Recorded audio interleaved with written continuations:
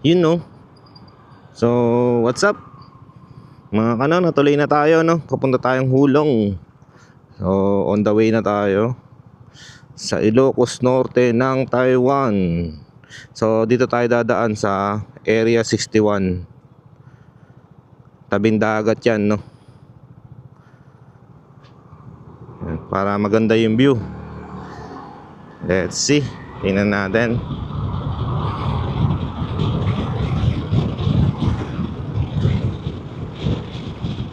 Wow. Nag-iba tayo ng way kasi nung nakaraan grabe yung daan looban. Okay naman yun. Kaya lang nabibitin yung Vespa GTS natin sa ganun yung mga gusto nito kasi yung harurutan kumbaga pag hindi narurot nagiinit yung makina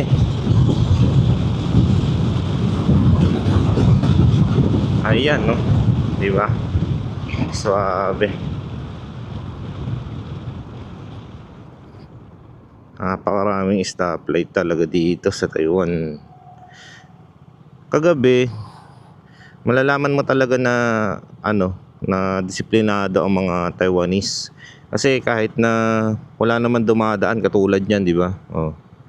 Since naka red light siya, walang gustong dumiretso. Pero sa atin kasi wala hindi uso yun basta walang dumaan, diretso ka. Dito hindi, kahit 10 oras na ng gabi, katulad nilang kagabi ay kaninang umaga na pala dahil umuwi na ako 1:00 ng madaling araw. Hindi ko na lang na-videohan pero grabe yung disiplina nila sa kalsada. Ganun pa man, marami pa rin na-aksidente dito sa Taiwan.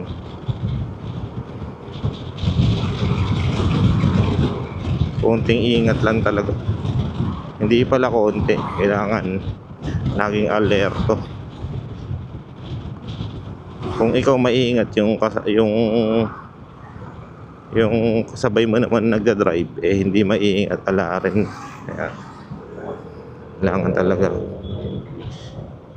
alisto ka.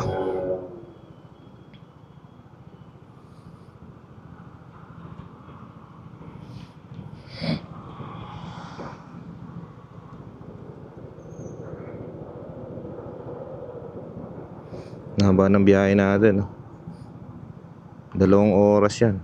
So 1 and 46 minutes pa. Ilang kilometro? 84, bali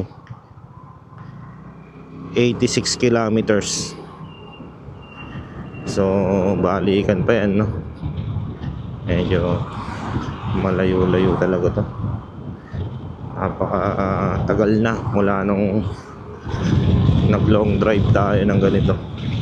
Since 2022 pa, 2025 na. So 3 years na rin.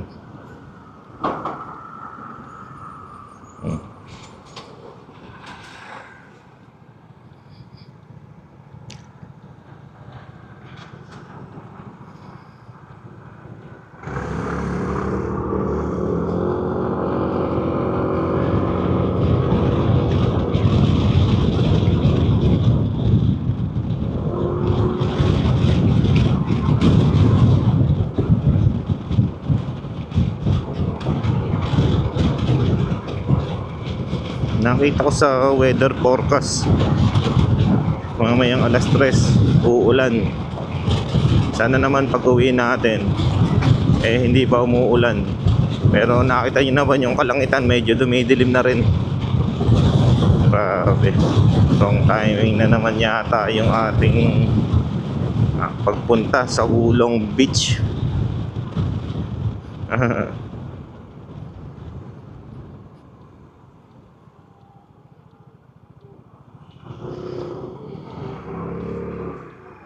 Wow, ganda nito.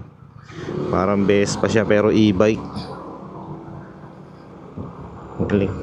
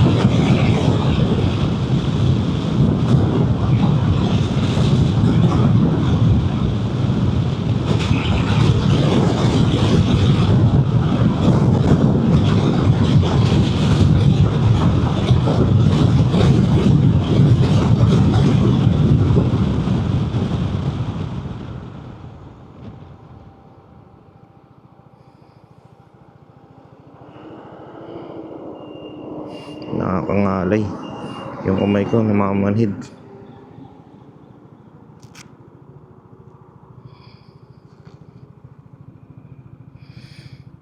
Malayo-layo pa yung ating dadrive-in.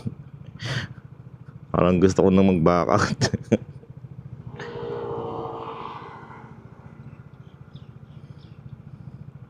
Ang layo na. Pero nakita ko sa mga talaga nagmo-motovlog, talagang ano eh, oras talaga 8 hours ganyan. Lakas ng hangin.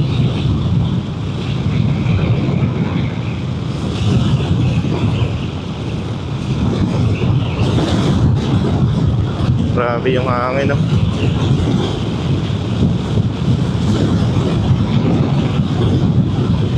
Ewan ko lang kung naririnig nyo pa yung pinagsasabi ko dito.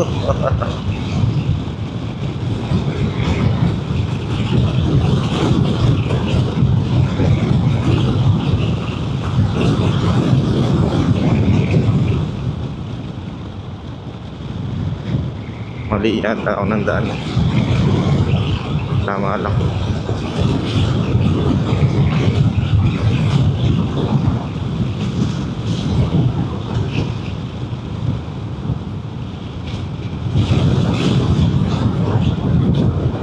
Kung mahilig ka talaga sa moto vlogging o magmotor, basic lang sa iyo yung mga gantong kalayo.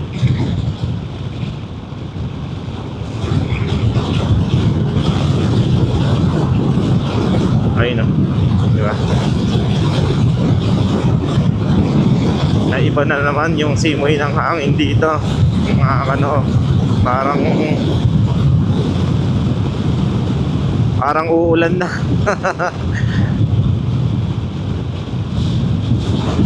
Yari tayo nito mamaya.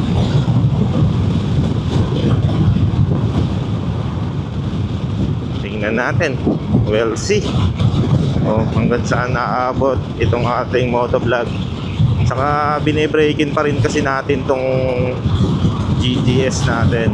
Kaya talagang kailangan itakbo ng malayo kung saan ang kaya.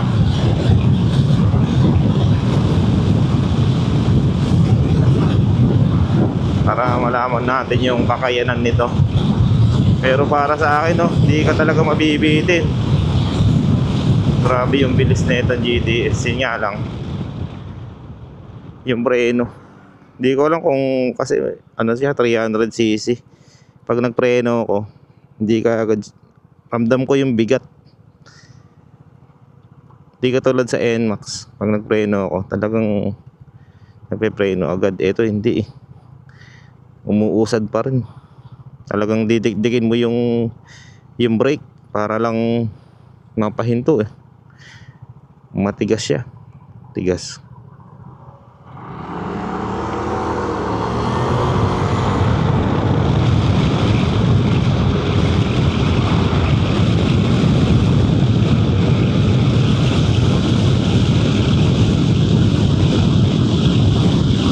Papunta ngayon tayo sa Tayen. Ito nga palang area na to is Tayen. Taoyuan pa rin siya.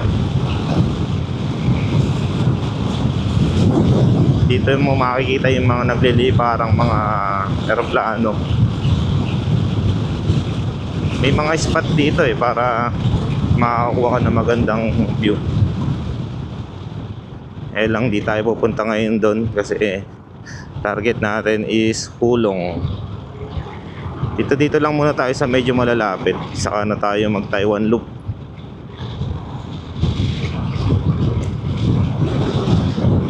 Pag binigla mo kasi yan, Taiwan Loop, grabe. Pagpaplanuhan muna natin yan kung saan tayo pupunta para hindi tayo nagmamadali. Pag sinabi mong Taiwan Loop, tamang maikot mo lang yung Taiwan eh. Pero yung mga gandang lugar, di mo naman napuntahan. Sayang. Kailangan masulit.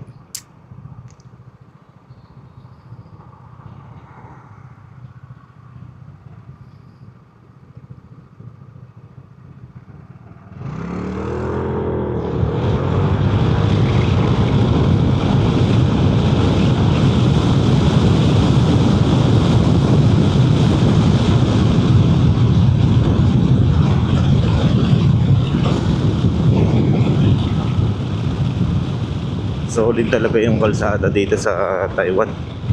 Gaganda.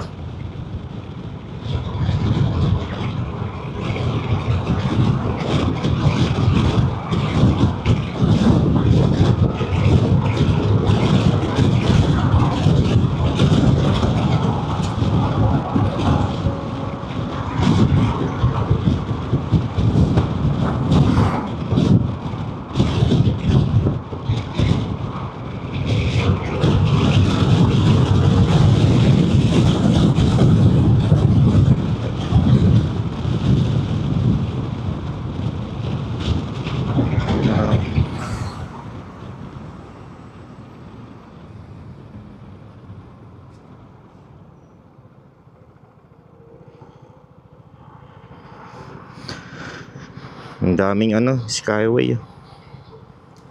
Pag ganito, expressway na siya.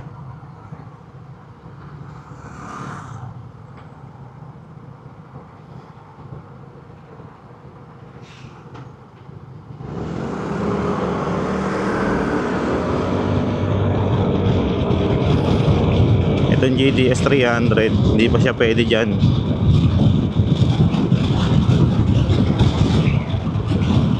Pero sa area 66, pwede tayo doon.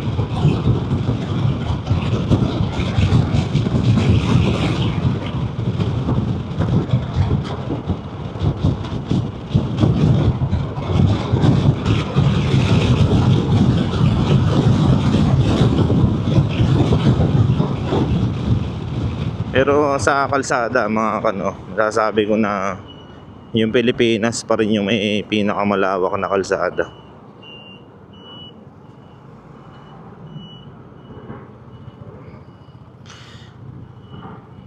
Kasi dito napakaraming maliliit na kalsada.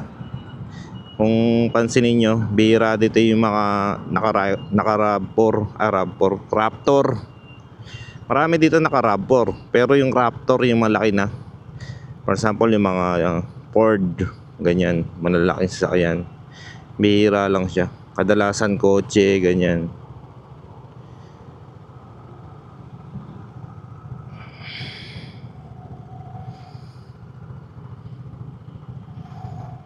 Grabe yung bigla na namang umiinit. Ano ba naman yan? Iinit, lalamig. Iba-iba yung klima.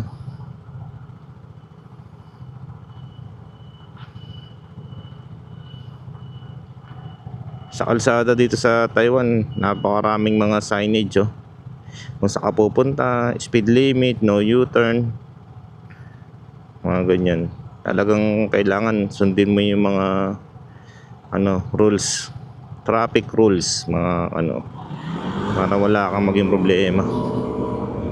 Dahil kung hindi, alam mo na, wala kang mangkawala kasi magbabayad ka pag na-picturean ka.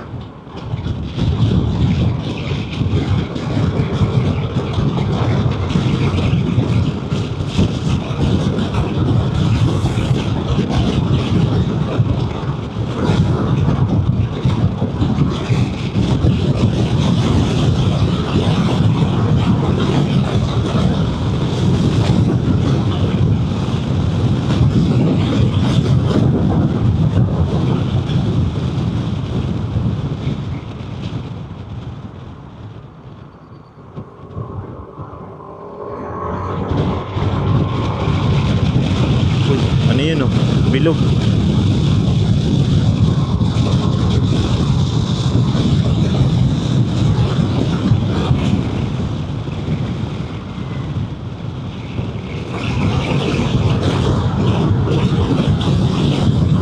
Ano yung bilog na yan?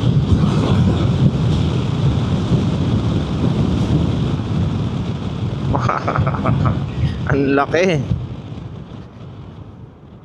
Grabe. Lagayan ng tubig.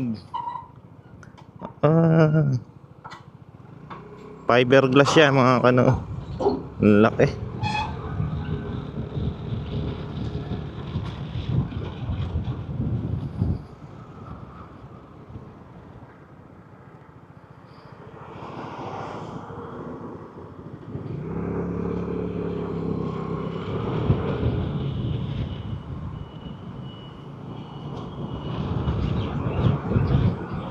Pwede palang ibiyahe yung mga ganong kalalaking ano, tram.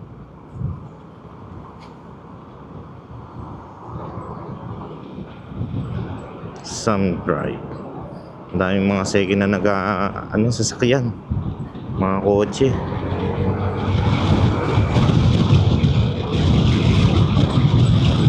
Biyahe yata ngayon ng mga traffic.